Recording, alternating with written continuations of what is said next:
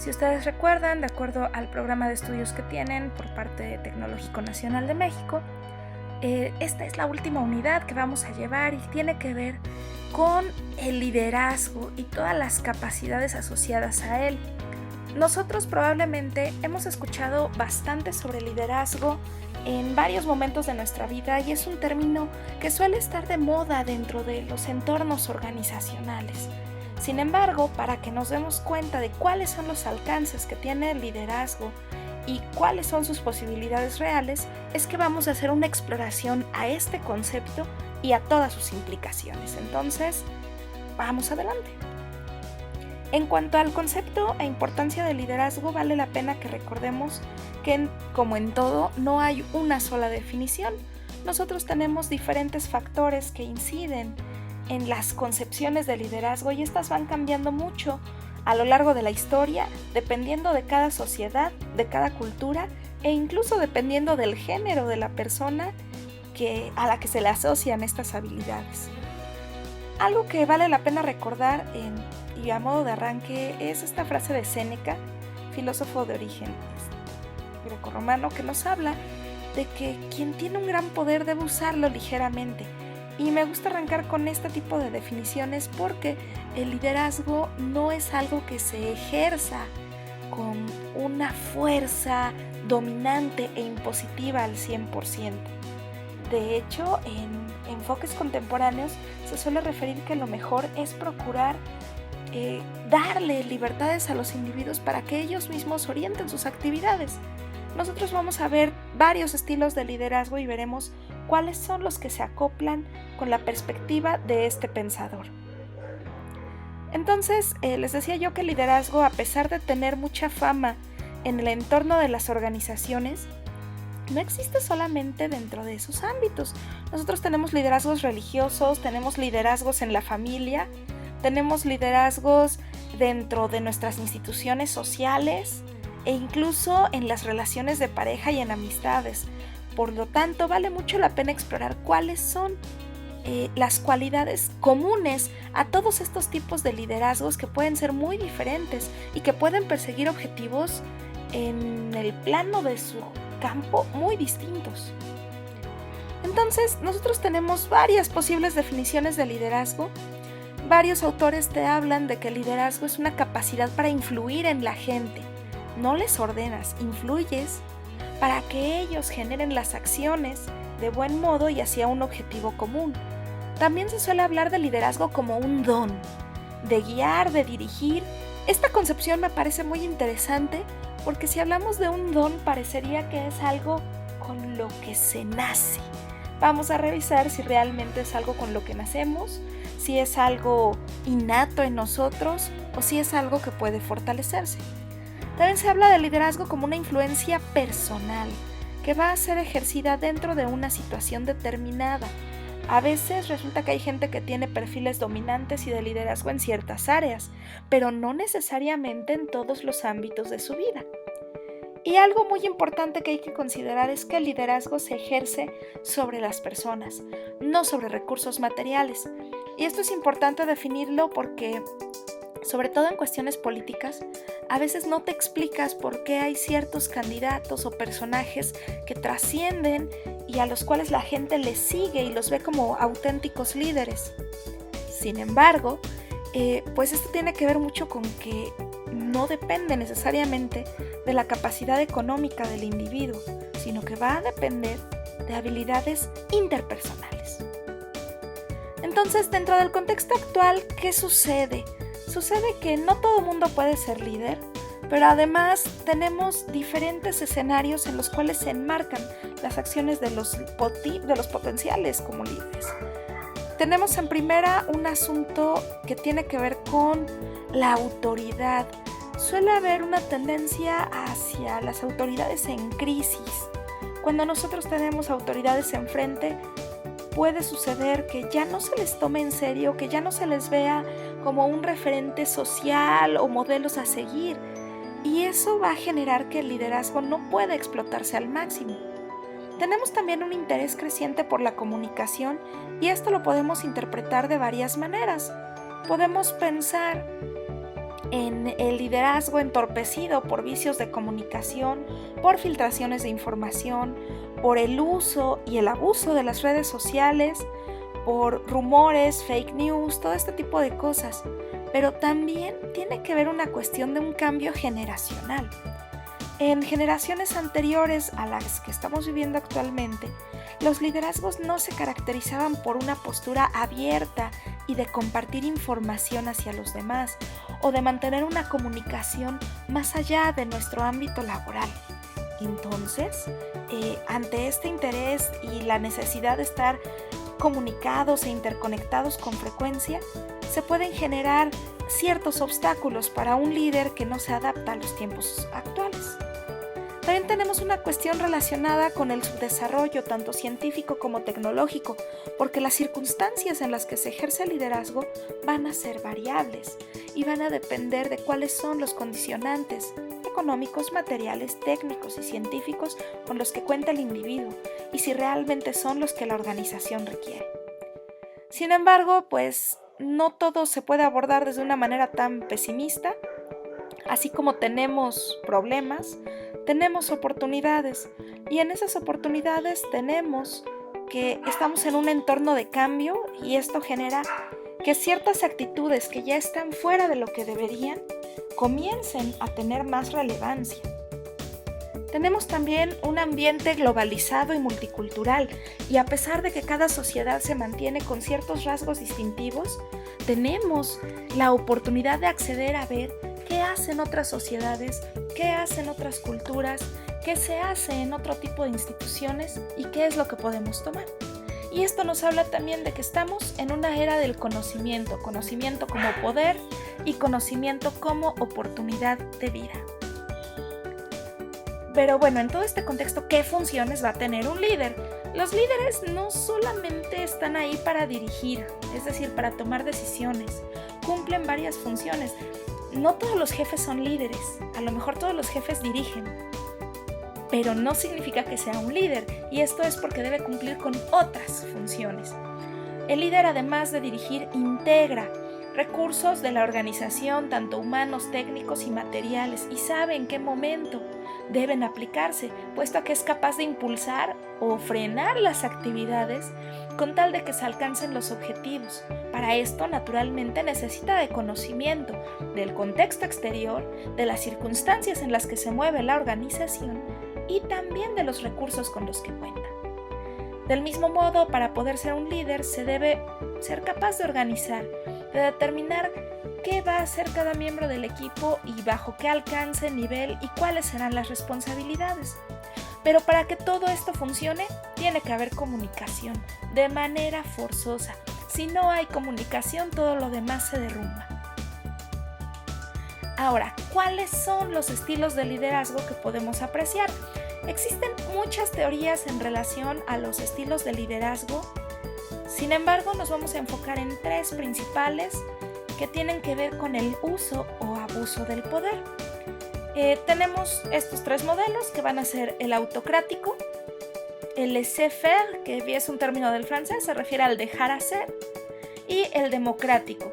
Con esta imagen ustedes ya se pueden dar una idea de cuál es el perfil de cada uno de estos estilos, pero lo vamos a revisar con un poquito más de detalle. En cuanto al liderazgo autocrático, ¿qué se espera? Obediencia. Ordeno y espero que se sigan mis indicaciones al pie de la letra. Suele ser un liderazgo de carácter muy dogmático. Se hace lo que yo digo porque yo tengo la razón, porque yo tengo la experiencia y porque sí. La autoridad va a ser central y es muy rígida. Un líder autocrático evita depender de los demás. Y por eso el ejemplo que yo les puse aquí es el de Porfirio Díaz, uno de los líderes mexicanos más reconocidos en la historia, para bien y para mal, que corresponde perfectamente a estos liderazgos autocráticos. ¿Qué reacciones se suele obtener en un equipo de trabajo bajo este liderazgo autocrático? Pues la gente es sometida, puede haber resistencia.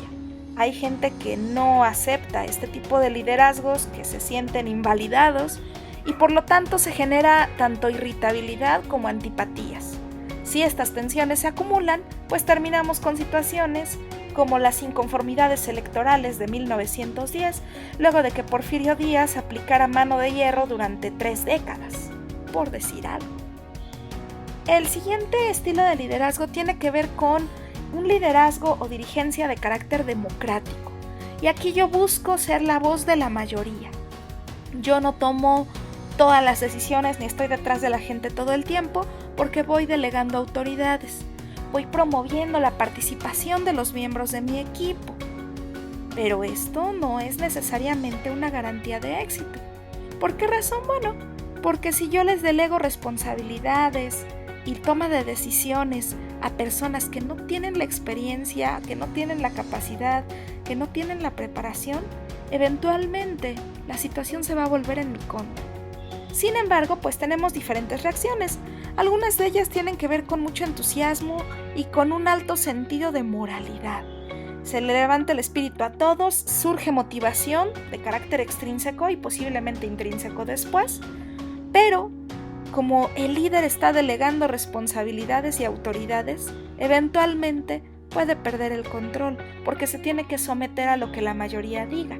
Y las mayorías no siempre son sensatas. Tenemos también lo que es la dirigencia o el liderazgo del laissez-faire, es decir, voy a dejar hacer. El líder que actúa bajo este panorama toma una actitud indulgente ante el grupo y simplemente es haz lo que quieras. ¿Cómo? Sí, haz lo que tengas que hacer. No te voy a decir cómo lo vas a hacer, tú solamente hazlo, entrégame resultados. Buena suerte, que la fuerza te acompañe. Este tipo de liderazgos no suele ser muy común, pero sí suelen surgir en lugares que tienen pocas utilidades, que tienen un crecimiento mínimo o donde el crecimiento no es prioridad. ¿Hay motivación? Sí, porque yo le estoy dejando a las personas que hagan lo que consideren necesario. El uso del poder se reduce, pero también se genera desorganización, porque si yo como líder no pongo cierto orden o ciertas reglas, corro el riesgo de que cada quien haga lo que quiera y al final terminen haciendo chile con huevo, terminen haciendo revoltijos extraños y generen problemas de menos a más dentro de la organización. Ahora, los que han tomado clase conmigo anteriormente posiblemente puedan identificar alguno o varios de estos estilos de liderazgo en mi forma de trabajar. De manera personal, yo creo que entro un poquito en este asunto del dejar hacer. No me interesan los detalles, haz lo que debas, buena suerte, yo espero resultados porque estoy tratando con estudiantes de nivel universitario. Y también un poco en lo democrático, en lo autoritario a veces porque yo no les pregunto sobre los criterios de evaluación o si están de acuerdo con ellos, pero procuro tener en cuenta sus opiniones. Sin embargo, de manera personal, considero que dentro del salón de clases mi estilo podría entrar un poquito más en este. Si es bueno o malo o no, eso es algo que podríamos debatir. Ahora, ¿qué sucede con cuestiones de poder e influencia sobre las demás personas? Porque para ser líder necesitas gente a tu alrededor. Ya vimos que no puedes ser líder de la pila de utensilios de papelería, ni tampoco puedes ser líder del edificio a menos que tengas personas laborando en él. Entonces, en cuestiones de poder, generalmente el poder tiene una percepción muy negativa. Se suele ver al poder como algo que genera repelús. En la sociedad mexicana tiene mucho que ver con la política. Como la política está muy asociada a cuestiones de corrupción, de falta de transparencia e impunidad, el poder suele ser visto como una entidad maquiavélica que utilizan las personas ambiciosas. Y esto a veces termina por desterrar liderazgos potenciales. Ahora, también el poder es una herramienta de eficacia. ¿Por qué? Porque yo no tengo poder a menos que logre cumplir con aquello que propuse. ¿De qué me sirve movilizar a la gente si no la movilizo para algo en específico, si no cumplen una función? Y también el poder puede ser percibido como una herramienta de apoyo, no solamente para el líder, sino un mecanismo de apoyo para los demás integrantes de la organización. Ahora, ¿qué sucede con el poder en la organización? Bueno, regresamos a cuestiones de facultamiento, tenemos que encontrar un equilibrio. Si yo no manifiesto suficiente poder, el desempeño del personal es ineficaz. Y un ejemplo muy básico que ustedes pueden ver para este tipo de asuntos es en las escuelas, si tú en su escuela primaria o quizás en la secundaria, en esos espero que no tan lejanos tiempos, y probablemente les haya tocado en algún momento de sus vidas un maestro o maestra practicante. Estos maestros que llegan todavía con su uniforme de la normal, su saquito, corbatita a veces, bien trajeados, y que llegan con un montón de material didáctico, emocionados e ilusionados porque por fin van a empezar a trabajar. Y al menos en mi generación era muy común que en mi salón, les juro que no iba a un reformatorio, pero era muy común que los alumnos se pusieran de acuerdo para pensar cómo iban a reventar a la maestra y cómo se las iban a arreglar para que terminara llorando. Generalmente esas maestras practicantes que yo llegué a tener eran personas que, como no tenían la experiencia, no se sentían o no asumían el poder que tenían. Entonces, en lugar de aplicar medidas disciplinarias inmediatas, recurrían a la amenaza: te voy a acusar con tu maestra. Pues sí, pero en el momento tú eres la maestra. Ese tipo de asuntos generan una falta de poder. No ejerzo un nivel adecuado. Y entonces el desempeño es ineficaz.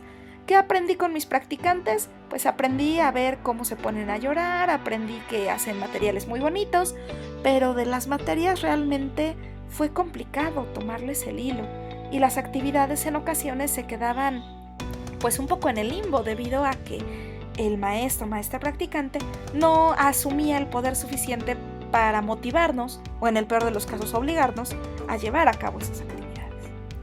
Si yo tengo un nivel excesivo de poder, y aquí, y pensando nuevamente en ejemplos de la escuela, me voy con la película de Matilda de los 90s, y yo ejerzo mucho poder, pensemos en alguien que ejerza demasiado poder, pues yo tengo a Tronchatoro, la directora de la escuela, que agarra a los niños de las trenzas, los avienta por la cerca, obliga a un niño a comerse el pastel, tiene medidas disciplinarias muy rígidas, evita que haya colores en la escuela para que no se descontrolen los estudiantes. Abusa de su poder este personaje. Y entonces, ¿cómo es el desempeño de los alumnos? Los alumnos se sienten oprimidos, se sienten presionados, fatigados, sometidos. Y si yo busco un ejemplo escolar de un ejercicio suficiente del poder, pues tengo a la maestra Miel. Adópteme, maestra, todo ese tipo de cosas. En las organizaciones, seguramente, ustedes que han tenido la oportunidad de trabajar en diferentes lugares, habrán notado cómo surgen este tipo de liderazgos y perfiles directivos. A veces tenemos directivos que no ejercen el poder suficiente y parece que todo el mundo abusa de ellos y tratan de evadir sus responsabilidades y el desempeño se reduce. Pero también tenemos líderes dictatoriales que se sienten los nuevos Porfirio Díaz, empresariales del mañana, y que someten a la gente a costa de lo que sea, y que en lugar de que la gente se sienta facultada para hacer las cosas, siente oprimida, con ansiedad e incluso con repercusiones de salud física. Entonces, lo ideal con el poder, buscar el equilibrio en el cual yo obtengo un desempeño adecuado del personal, sin tener que abusar, pero sin pasarme de indulgencia. Ahora, ¿de dónde saco yo ese poder personal? Porque hablamos de que, sí, el poder, no me excedo, no lo limito, buscar equilibrio, pero ¿de dónde sale este poder? El poder tiene diferentes fuentes y las 4 principales son estas que tenemos aquí. Yo obtengo poder si tengo la pericia dentro de mi área de trabajo. A lo mejor yo soy testigo de cómo llega alguien a la empresa, lo colocan en una posición de mucho poder, pero resulta que es un personaje, digamos que estoy yo en una organización, una maquiladora, y meten a alguien que en su vida había trabajado con maquiladora o con el ramo textil y cuya experiencia se limitaba, digamos, y lo hacía muy bien, pero se limitaba, ¿qué les gusta? A las artes. Probablemente no tenga el conocimiento y va a tener que demostrar sus habilidades para que se le valide esta fuente de poder. Si yo tengo a un grupo de deshilado y quiero supervisar su trabajo y motivarlos a cierta meta, yo tengo que saber de deshilado. Si no lo sé, no tengo esta pericia para poder conducirlas hacia un objetivo. Del mismo modo, yo necesito demostrar esfuerzo, es decir, demostrar que tengo un compromiso temporal y de recursos mayor a lo que se pueda esperar. Por ejemplo, ahorita que están ustedes en cuarentena y que pueden notar cómo, si tienen hijos también notarán que los niños están llevando sus actividades a distancia, algunos en línea, otros con cuadernillo. Todo este tipo de cosas son un reflejo de compromiso de los alumnos, de los padres y también de los maestros.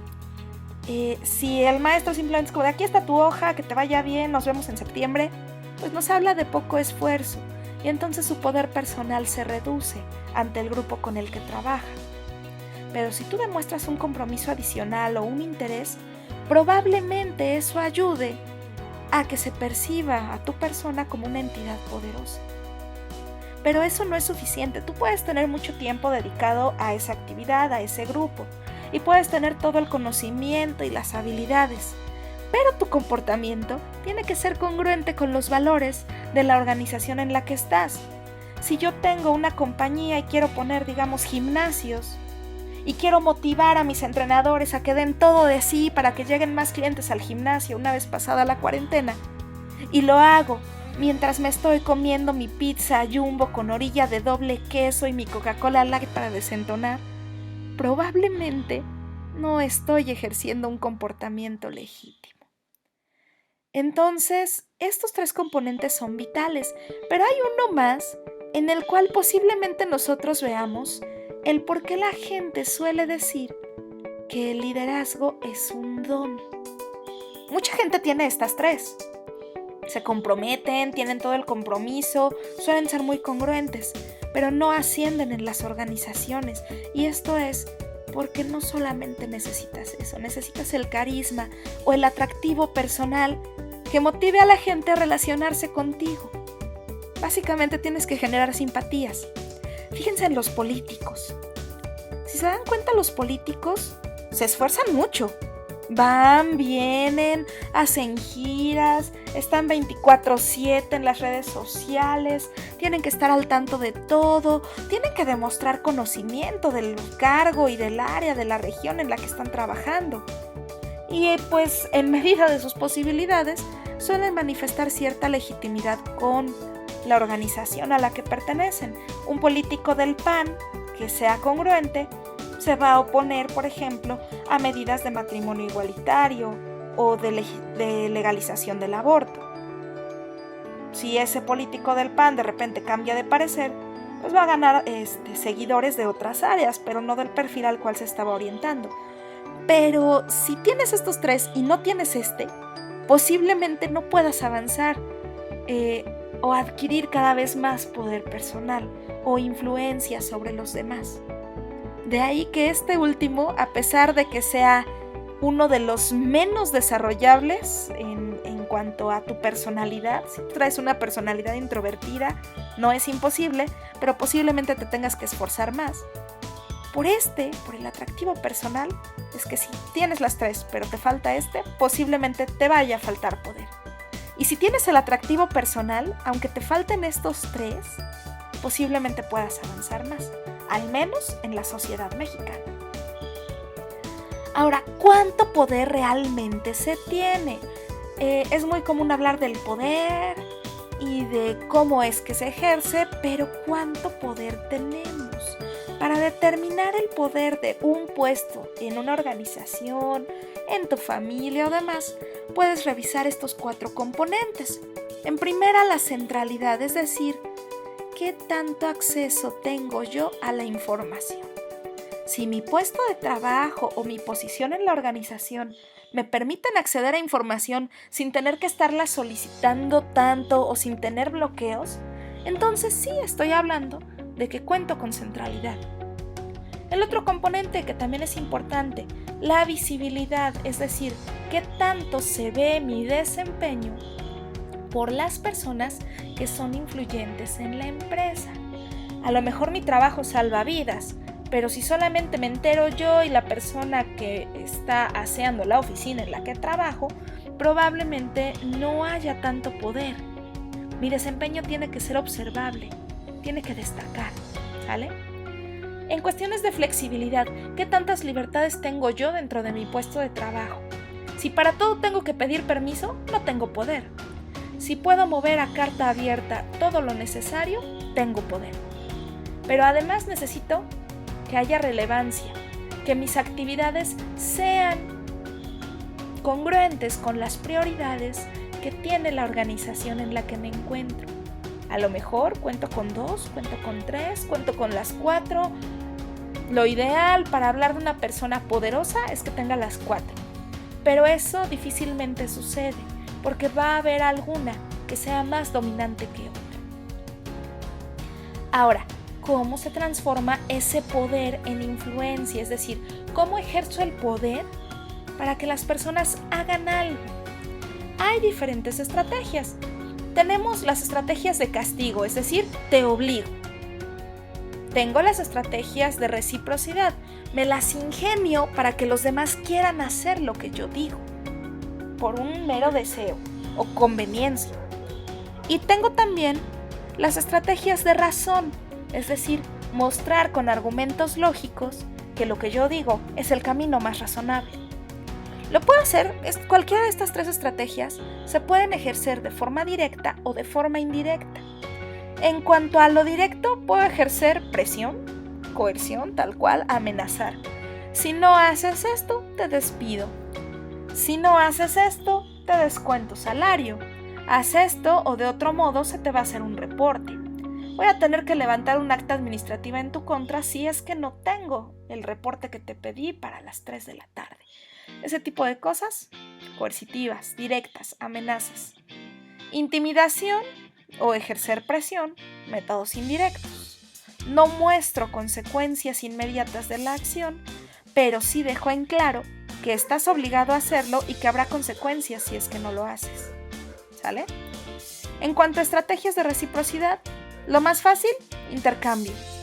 Mira, ayúdame con esto y yo a cambio te ayudo con aquello. Negociación siempre es una estrategia de reciprocidad. De forma indirecta tengo las cuestiones de congraciamiento. Y esto es, indirectamente obligo a la persona. Ay, mijito. Mira, yo lamento que pases por esto, no te preocupes. Yo lo voy a hacer por ti, aunque esté convaleciente y me sienta muy mal, pero no te preocupes, yo ya voy. No, espérame, lo hago yo. Ay, de verdad, es que mira, yo no quiero que sufras. A mí se me van a caer las manos si yo lo hago, pero yo lo puedo hacer. No, yo lo hago. Yo no tuve que dar nada. Fue un chantaje. Y eso casi nunca sucede en este país. Pero también son estrategias, en este caso de congraciamiento, de buscar la manera en la que la persona se sienta obligada a hacer las cosas por voluntad propia sin que yo le manifieste una consecuencia negativa directa para él. En cuanto a la razón, simplemente yo presento los hechos y necesidades si hablo de cuestiones directas. Si no resolvemos esto de esta manera, vamos a tener una pérdida del 5% por esta razón. Si no convencemos a este patrocinador, nos vamos a quedar sin acceso a este medio de comunicación. Eso en cuanto a formas directas. Pero razonamientos indirectos apelan a los valores y a las metas personales. Mira, yo sé que a ti no te gustaría tener que hablar con ese patrocinador, pero si no lo hacemos, pues posiblemente tengamos que replantearnos los valores de la organización. Mira, yo sé que tu propuesta es buena, pero ¿qué te conviene más? Yo quiero lo mejor para ti y para mí, y lo mejor para ti, ¿a poco no va más en este lado? Tratar de argumentar de forma directa con hechos y necesidades, de forma indirecta con valores o con metas de la otra persona, no necesariamente de la organización. Entonces, ¿qué tipo de ejemplos tenemos? Les decía yo, en cuestiones de estrategias de castigo, voy a tratar de generar una situación en la que si no haces tal, te vas a arrepentir. Por presión social. Esto de la presión social es algo muy común y lo más básico que podemos ver son las propuestas de matrimonio o de noviazgo que se hacen en espacios públicos y de los cuales hay un montón de videos trágicos en internet.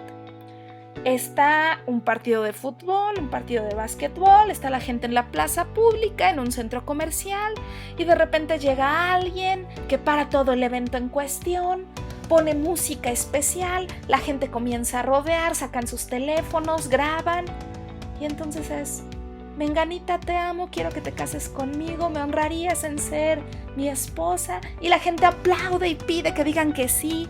Y la chica estaba pensando en terminarlo porque ya se cansó. Ese tipo de cosas son presión social.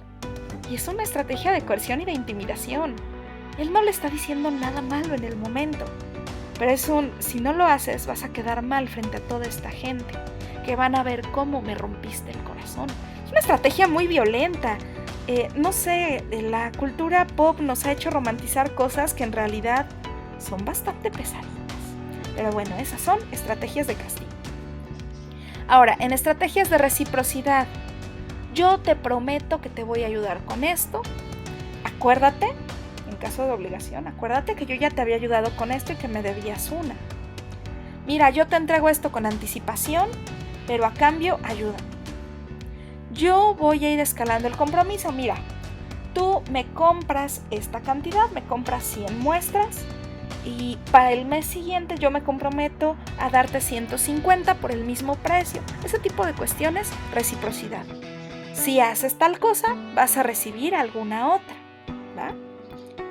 Y en cuestiones de argumentos de la razón, quiero que hagas tal cosa porque es congruente, porque es necesaria, porque es buena para esta otra.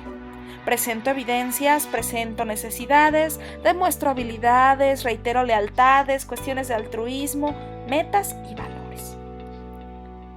Ahora, todo este tipo de asuntos de liderazgo, del poder, de la influencia, al final no repercuten en nada si no contribuimos a liderar cambios positivos. En ese orden de ideas, pues conviene evaluar que un ambiente positivo de trabajo genera realidades fisiológicas, psicológicas y también organizacionales. Y eso es algo que vimos tanto en habilidades directivas 1 como con los diferentes temas de habilidades directivas 2. Entonces, si yo estoy en un entorno normal, me encuentro en un nivel estable de salud física, en un nivel estable de salud psicológica, la organización es rentable, es eficiente, es confiable, ahí la lleva, mi estándar. Pero si el ambiente empieza a ser negativo, la gente se enferma. Y con enfermarse no solamente me refiero a los dolores de cabeza, a la ansiedad, a la dificultad para dormir. Hablamos incluso de cuestiones, por ejemplo, de gente que una vez que entran a su entorno laboral estresante y negativo, les comienzan a salir canas por el estrés, se enferman de la vesícula biliar, de repente tienen que ir a urgencias, a que les hagan operación. Gente que de repente comienza a tener problemas estomacales, de acidez, de reflujo, colitis, aunque su alimentación no haya cambiado. Todo ese tipo de aspectos son reflejos individuales de una desviación negativa en el ambiente laboral. Y en el plano de lo psicológico, pues tenemos ansiedad, miedo, impaciencia, tensión, momentos de agresividad, ira e incluso posible desarrollo de adicciones. En cuanto a las características de la organización, comienza a fallar. Si la gente de la organización no puede operar con normalidad, definitivamente no puede avanzar. Y esto hace que la organización caiga. Entonces, esta diferencia entre el estándar y una desviación negativa es lo que conocemos como una brecha de déficit, es decir, el espacio que me falta para alcanzar un ideal, o el espacio que debía haber cubierto y que no lo hice y por tal motivo decaí. Sin embargo, si yo trato de orientarme de lo normal hacia un ambiente positivo, voy a terminar generando bienestar, tanto físico como psicológico, y un desempeño no bueno, sino excelente de la organización, donde las fallas se mantienen al mínimo o no llega a haber ninguna. Y esa diferencia entre lo normal y un ambiente positivo de trabajo es una brecha de abundancia. Entonces, en las organizaciones en las que ustedes trabajan, ¿dónde se encuentran? ¿Se encuentran en un entorno normal? ¿En una desviación negativa? ¿O afortunadamente están en un lugar de desviación positiva? cuestión de evaluar. Ahora, ¿cómo impulsamos esos cambios positivos? ¿Cómo nos vamos desde esta rigidez, tensiones hacia la abundancia? Es un poco complicado y tampoco podemos esperar mantener una sonrisa al 100% porque la naturaleza humana nunca ha sido así y nunca lo va a hacer, por mucho que queramos vendernos discursos de optimismo. Pero sí podemos tratar de motivar cambios positivos en una organización y eso parte desde elegir modelos a seguir, es decir, yo estoy aquí, ¿a dónde quiero llegar? Tengo que establecer las características de eso que trato de alcanzar. Y para ello yo puedo instituir elementos simbólicos que me ayuden a orientar esos objetivos. No solamente lo hago a través del discurso y del lenguaje, pero sí puedo tratar de manifestar a través de un símbolo, a través de un código nuevo, a través de un nuevo lenguaje, cuáles son esas nuevas metas a alcanzar. Con esto del nuevo lenguaje para describir realidades anteriores, nos referimos a hacer reencuadres, es decir, a tratar de ver las cosas desde otra perspectiva. Ejemplo, tuvimos una pérdida del 18% debido a la cuarentena porque los alimentos del restaurante donde trabajábamos se echaron a perder debido a que tuvimos que cerrar. Suena horrible, suena feo. Si yo busco un nuevo lenguaje para esa realidad es, a partir de estas circunstancias tan funestas que nos trae la cuarentena, aprendimos, aunque era de sentido común, aprendimos que si vamos a cerrar el local tenemos que llevarnos nuestros insumos, sobre todo si hablamos de alimentos, y tratar de darles otro uso para que no sea pérdida total. Descubro también que a pesar de la ansiedad y de la incertidumbre del equipo de trabajo, ellos siguen con la camiseta puesta y esto nos ayudará a que más adelante, cuando podamos remontar, lo hagamos. Entonces, tratar de buscar una manera distinta de enfocar las cosas. En una relación de pareja, sobre todo cuando acaban de terminar y está una de las partes en un mar de lágrimas, empieza con cosas como, es que me dejó, yo no fui suficiente, ¿qué hice mal? Etcétera, etcétera, etcétera. Discursos melodramáticos de telenovela. Bueno, si yo quiero liderar un cambio positivo e impulsarlo en esa situación, simplemente es dejar ir, aprender, agradezco ese tiempo tan bonito que pasé, pero la vida sigue, ya son otras circunstancias, aprendí mucho, espero que la otra persona también. Me siento mal, no voy a negar que me siento mal, pero voy a establecer acciones que me permitan recuperarme y sacar lo mejor de esta situación. También yo necesito crear una visión alentadora, y alentadora no solo para la organización o para el líder, sino para todos. Y también debo fomentar el trabajo recreativo. Ojo, acá no hablo solamente de que sea creativo, digo recreativo, porque la gente no puede vivir las horas, las semanas, los meses, los años, simplemente como máquinas productivas para un entorno laboral. La vida es mucho más que el trabajo. Y a veces hay que hacer cosas simple y llanamente por diversión. Es sano, es necesario para la salud mental y física.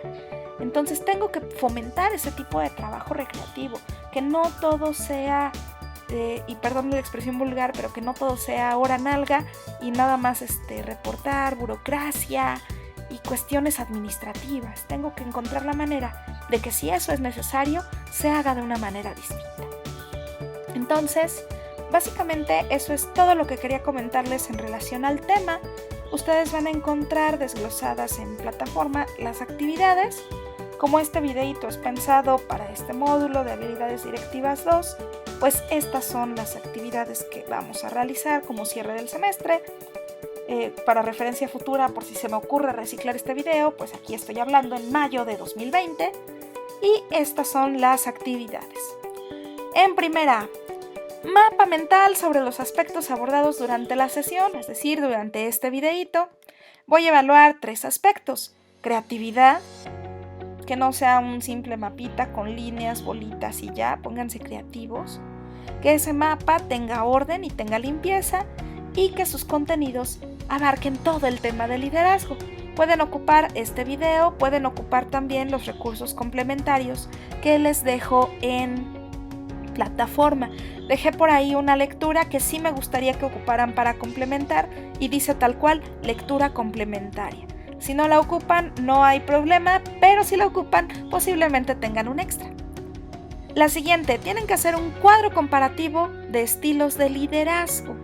¿Cuáles son esos estilos? Los 3 que comentamos: autocrático, democrático y el laissez-faire o dejar hacer. Debe contener descripción de cada uno de los estilos, ventajas y desventajas.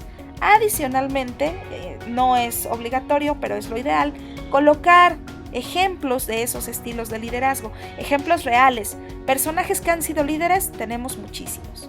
Cuiden mucho su ortografía, por favor. Y lo último que tienen que hacer es una reflexión acerca del liderazgo. ¿De qué va? Tienen que buscarse un representante real de cada estilo de liderazgo, ya comentamos para el cuadrito. Si lo hacen en el cuadro, pues ya los tienen listos.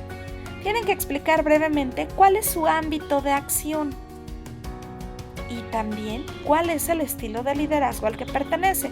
Voy a agarrar el más común de todos, de los que posiblemente se vayan a agarrar, y a mí se me ocurre pensar para mi reporte en que voy a tomar en autocrático, elijo a Adolf Hitler, el Führer, Segunda Guerra Mundial. Explicando su ámbito de acción, yo comento que Adolf Hitler fue un político y dictador alemán desde 1936 hasta 1945. Debido a su política de nacionalsocialismo alemán, se terminaron gestando las condiciones para la Segunda Guerra Mundial. Considero que pertenece a un estilo autocrático debido a que él generó una estructura en la cual todo dependía de él y todas las decisiones políticas de Alemania tenían que ser consultadas por él. También lo considero un estilo autocrático debido a que gran parte de la sociedad alemana se encontraba fanatizada o bien oprimida. Por tal motivo, cuando este estilo de liderazgo ejercido por Hitler comienza a desmoronarse, la gente se desmoraliza con él y comienzan a cuestionar si esa rigidez y esa autoridad realmente eran pertinentes. Eso en el autocrático.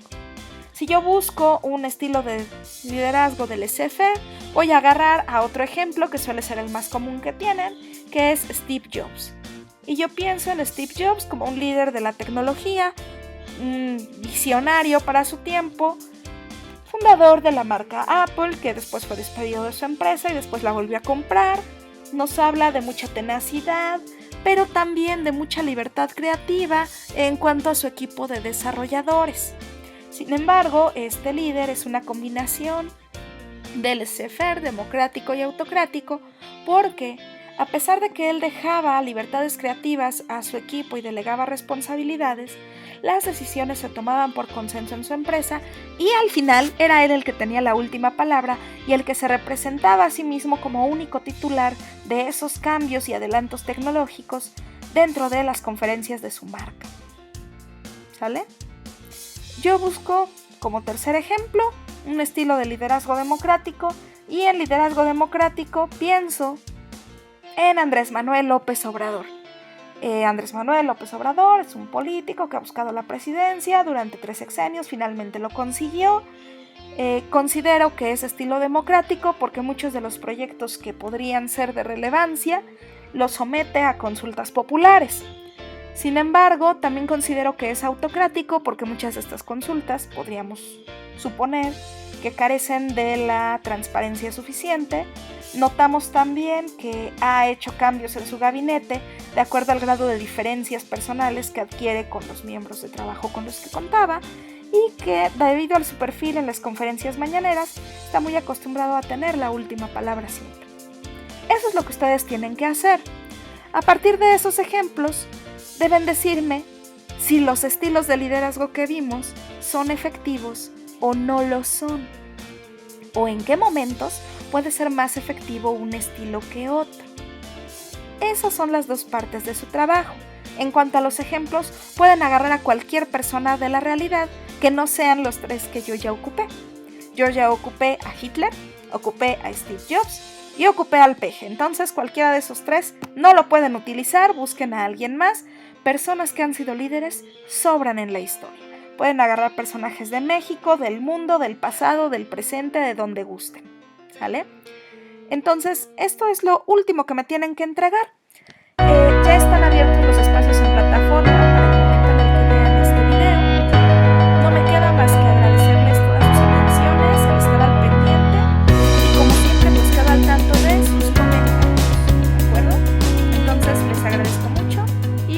luego.